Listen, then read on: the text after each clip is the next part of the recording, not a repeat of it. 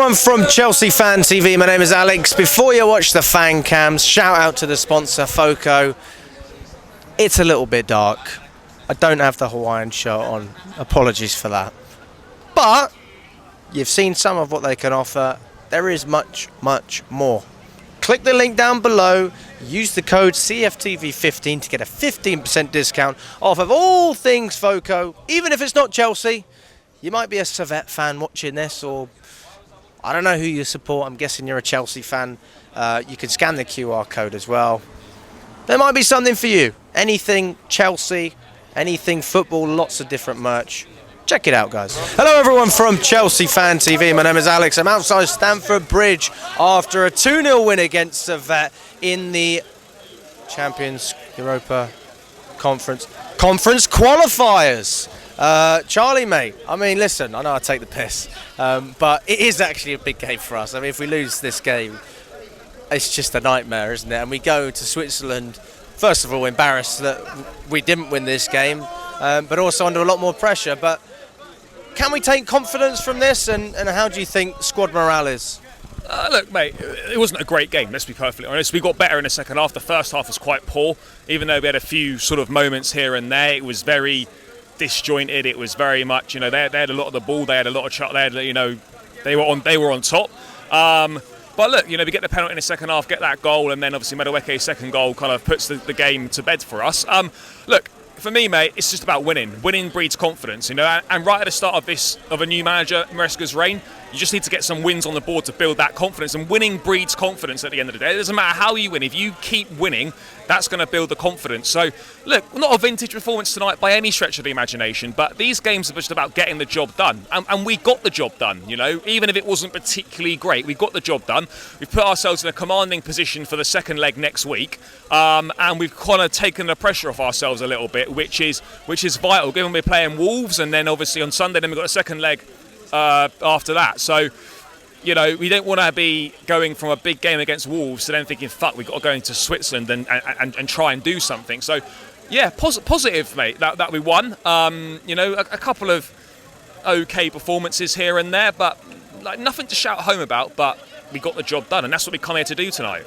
I mean, I agree with you. I don't think it was a great performance, but there's got to be more than okay. I mean, there's got to be some good things that we can take from it. Yeah, there are some good things, obviously, in Nkunku getting off the mark for the season. I thought Guiu looked quite good again. The young centre forward Neto looked reasonably threatening. There were some positives. We kept a clean sheet.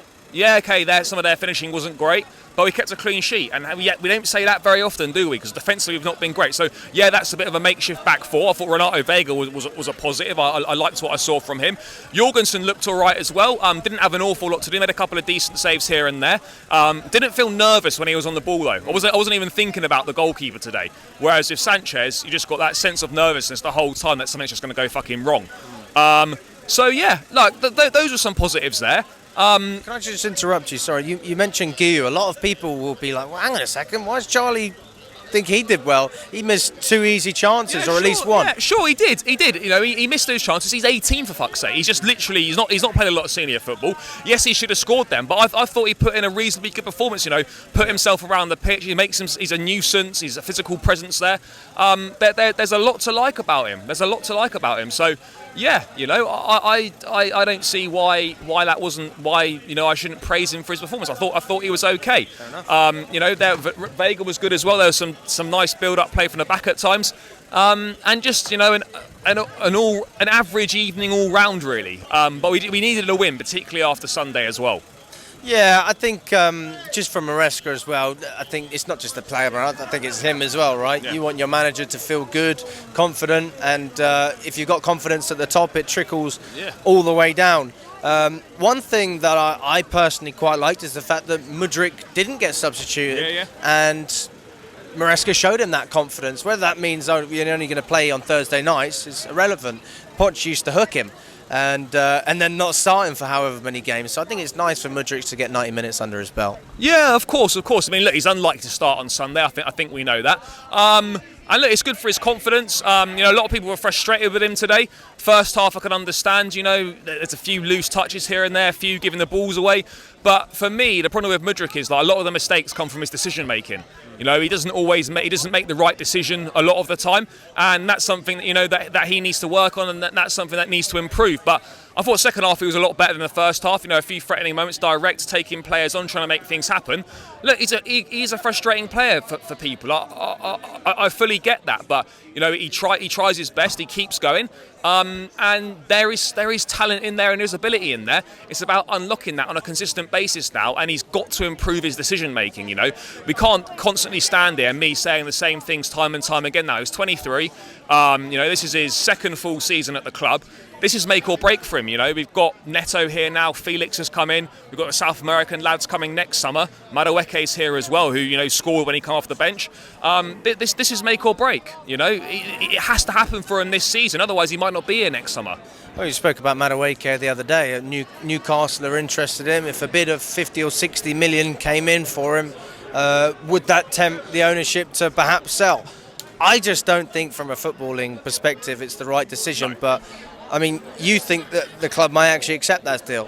Yeah, probably. You know, he's paid 29 million for him. If a 50 or 60 million pound offer came in, I think they would accept it. It doesn't mean that Madueke is going to leave or that he wants to go, but I think that offer probably would be accepted. I don't agree with it. I don't think it's the right thing to do. But at the end of the day, I think we're speaking in hypotheticals here. I don't envisage an offer of 50, 60 million pounds coming in for Madueke between now and the end of the window, and we should absolutely be keeping him anyway. I'm surprised he didn't feature at all against City. I'm surprised he didn't start tonight. But he's got something, you know. He brings something from the bench, or you know, he brings something to the team. Good finish tonight. And yeah, I think he should play a lot more than perhaps he will play this season, but we've got great options in those wide areas. You know, we've got Mudryk, we've got Neto, we've got Madueke, we've got Palmer that can play, we've got Nkunku that can play there. You know, there's so many different options now in the wide areas. So, you know, we're kind of spoilt for choice. And when you look at it, you know, we haven't really got any injuries at the moment. There is an embarrassment of riches. Like, the squad is actually good, and there are some difficult decisions to be made. I mean, midfield is one of the key talking points. Where do you play Enzo? Do you play him instead of Lavia? You've got Caicedo in there as well.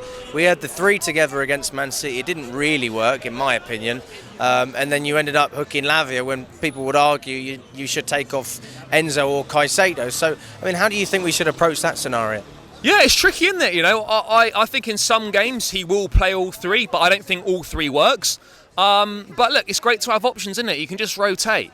You know, that's the beauty of this, mate. You know, it's the beauty of European football as well. There's so many games to play this season. You know, we've got the Club World Cup next summer. We've got the Conference League, which is a lot of games. Domestic cups, the league. You know, there's bound to be a few injuries and suspensions here and there. It's great to have the options. You know, I don't think we should be thinking, oh, how are we going to fit this in?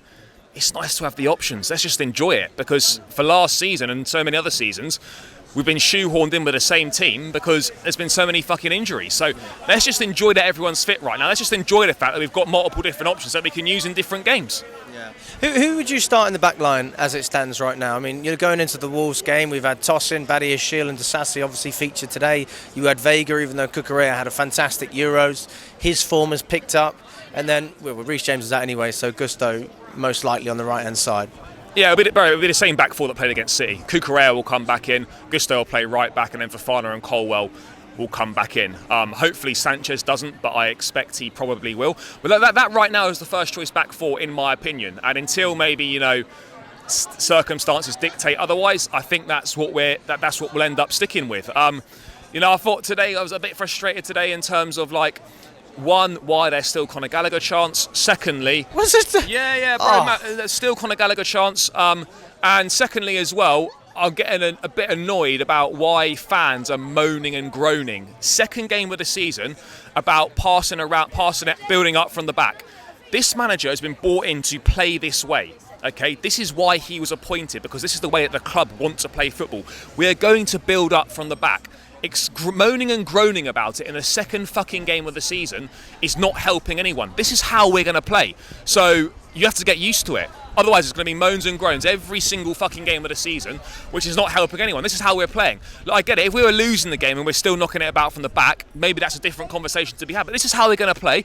Give it a fucking chance to manifest. It's game two, and in both games, we've had moans and groans about building up from the back. What the fuck is wrong with people? Do you know what? I don't...